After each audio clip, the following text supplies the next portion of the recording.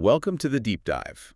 Today, we're tackling a big one, selling property. It Yeah, can feel pretty daunting right now. definitely. So our mission here is to cut through some common myths, maybe uncover a few sneaky tips, as our source puts it, that could save you time, money, and, yeah, a lot of stress. We're working exclusively from this really interesting source focused on the South Florida market. And, as always, sources have their angle. Sure. Our job is just to lay out the ideas impartially, Yeah. give you the info so you can decide. And that's so important with big transactions like this. I mean, assumptions, just going with the flow, can cost you a lot. Financially, emotionally. Right. So being properly informed, really understanding the nuts and bolts, that's key. And this source, it really tries to, well, demystify the whole thing. Okay, let's unpack this then. The source goes right after two, core beliefs people often have. Huh. First, this idea you absolutely have to use a real estate agent. That you just can't possibly sell it yourself. Right. The default assumption for many. And second, that if someone offers you cash, it's automatically a ripoff, a low-ball offer. Yeah. The source basically says, nope, wrong. And believing those things, it could cost you thousands, especially in commissions. And the counter argument they make is pretty bold. It says you can sell your place now and without dealing with all the red tape, the mortgages, appraisals, endless showings. With 27 showings, they mentioned. Exactly. The idea is with the right approach, you can get it done smoothly. Zero commissions, maybe zero closing costs, and crucially, without banks and appraisers complicating things. That whole deal-killing committee, as they call it. Yeah. And actually, before we get into the specific tips on agents and offers, the source does float this alternative right away. The DIY but not really DIY option. Kind of, for people who want to skip the agent hassle, commissions, closing costs, but maybe don't want to do all the legwork themselves. We'll circle back to that in this group they mentioned, My Quick Home Buyers, towards the end. Yeah. Okay, so tip #1 from the source. Yeah. Watch out for part-time agents. And this is where it gets really interesting for me. Numbers. Yeah, the sheer number of licensed realtors. The source polls from the National Association of Realtors data over 220,000 licensed realtors just in Florida. Wow, that's a lot. It really points to, well, how easy it seems to get licensed. Like the source says, a few $100 and a free couple of weekends plus internet.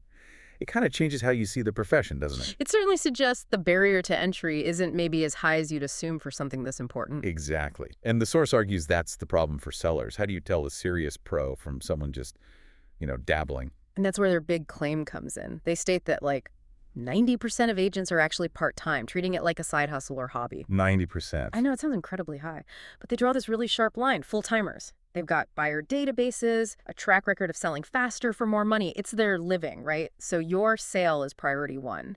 They likely have teams, marketing systems. Makes sense. Part-timers, though, according to the source, they lack that buyer pool.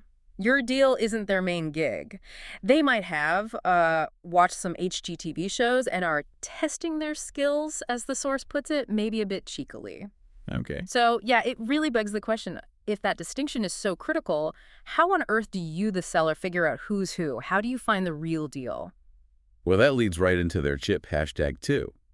How to, and I love this phrase, sniff out your local superstar agent, like a well-trained bloodhound on the prowl. Okay, sounds intense. How? It's actually super practical. They literally say, get in your car, drive around your neighborhood, look at all the for sale by agent signs, and just count. Which agent's name pops up the most? That's probably your local superstar. Interesting.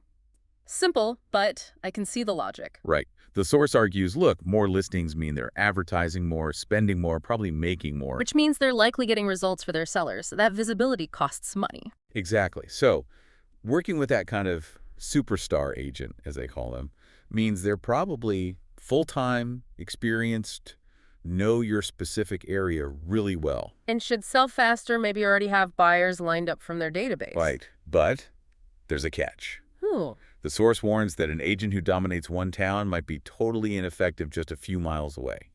So you got to do this homework for each property. Locality matters. A lot. Makes sense for real estate. Okay, so tip #3. This one's a big warning. Beware of 12-month listing agreements. The long lock-ins. Yeah. The source says agents often slide these across the table saying they're standard. Or even, the law. Which the source calls Bogus. Plain and simple. And what's fascinating here is why they warn against them so strongly. It's the fine print, isn't it? Totally. They claim the language in these long agreements basically guarantees the agent gets their commission, often 6%, even if you find the buyer not them. Ouch. So give us the example they used. Okay, picture this. You sign a 12-month deal. Months go by, maybe nothing happens. Then boom, you find a buyer yourself. Maybe someone saw your own yard sign. Okay. The agent, who did zip for that specific buyer, can still legally demand their full 6% commission at closing. And if you refuse, they can slap a lien on your property. It's legal, apparently, written right into that standard agreement. Wow. That's something sellers need to be aware of. So what's the alternative they suggest? Negotiate. Yeah. Push for a shorter term, like 6 months. Okay. The benefits, they say, are clear. The agent has more incentive to hustle, right? They're on the clock. Puts pressure on them to perform sooner rather than later. Yeah, and maybe less experienced agents, the ones who aren't sure they can sell it fast, might balk at a shorter term. So it could be a filter. Interesting point. And crucially, you're not legally handcuffed, as they put it, for a whole year paying commission, even if they don't deliver. Right. So you found a good agent, hopefully negotiated a fair agreement term. Now come the offers. Exactly. And tip #4 tackles the risks of accepting an offer from someone needing a mortgage. The common wisdom is, oh, they're pre-approved, it's safe. The source says, false. Why so unstable? What's the reasoning? Well, they describe mortgage offers as extremely unstable, full of technicalities and smothered in red tape. Basically, it brings this pesky third wheel, the bank, into your deal. The bank's involvement. Right, and that multiplies the risk. The bank needs an appraisal, right? Okay. To protect their money. What if it comes in low? Or what if they demand repairs? Suddenly you're paying for stuff. Okay. And inspections, too, usually. Yep, another potential cost center for the seller. Mm-hmm. And the biggest risk, what if the buyer's finances change? They lose their job, something happens. Poof. Deal collapses. Exactly. They could often walk away, maybe even get their deposit back, and you're just back at square one. Weeks or months wasted, stress levels through the roof. Well, compared to cash offers, which the source paints is much simpler. No red tape, no pesky bankers, no appraisal. Just a straightforward person-to-person deal. They do admit, yeah, cash offer might come in a tad lower sometimes. That's the usual trade-off people think about. But they argue the savings in time, hassle, and especially stress can be huge. And let's face it, moving is stressful enough without the deal falling apart last minute. Very true. Less uncertainty. Which brings us nicely to the final tip, tip #5. This is about the potential, as the source claims, to sell up to 10x faster A&D, save upwards of 8% on fees using cash offers. 10 times faster is significant. Yeah. This is framed as the go-to option if you really, really, really want to sell now and not later. And if you want the benefits of selling it yourself, no commissions, maybe no closing costs, but without actually doing all the hard work. Okay, so this connects back to that alternative you mentioned earlier. Exactly. The source introduces this company, My Kick Home Buyers. Says they've been buying properties in South Florida since 2009, all types. And the pitch is? That they're ready to make a fair cash offer. Doesn't matter the condition, size, location, as is. Okay. How does it work, according to the source? Is it complicated? Sounds incredibly simple, actually. 3 steps.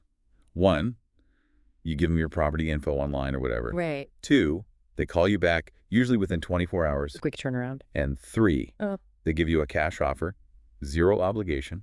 You can take it or leave it. Straightforward. And do they provide any, proof or examples? Yeah, they include quotes and stories from sellers. People talking about professionalism, how smooth and fast it was, some closing in 30 days, just a month. That is fast compared to a typical finance sale. Definitely. Sellers mentioned fair prices, how helpful the team was. They named specific people like Rose, Michelle Murray, Maria, praising the transparency, reliability. Even when little hiccups occurred, apparently they got sorted quickly. So painting a picture of a reliable alternative. Yeah. And importantly, the source adds a disclaimer. They're in no way saying that all real estate agents are sneaky and deceitful. Just trying to arm sellers with information. Exactly. Helping you make an informed choice, whatever path you take. Okay. So wrapping this all up, what's the big takeaway for you, the listener? Well, this deep dive, based on our source, suggests that really empowered selling, at least in the South Florida market they focus on, means understanding agents better, reading those agreements very carefully, scrutinizing the fine print, weighing the real pros and cons of mortgage versus cash offers, and, yeah, knowing about alternatives like these cash buyer services. It's about giving you a shortcut to being, well, smarter about the whole process. It definitely is. And, it makes me wonder, beyond just selling a house, what other big life decisions involve these kinds of standard practices or agreements? Good question. Where else might we benefit from, questioning assumptions, really digging into the details, instead of just signing on the dotted line because that's what everyone does? Yeah. Where else could a little bit of this insider knowledge make a big difference? Something to think about.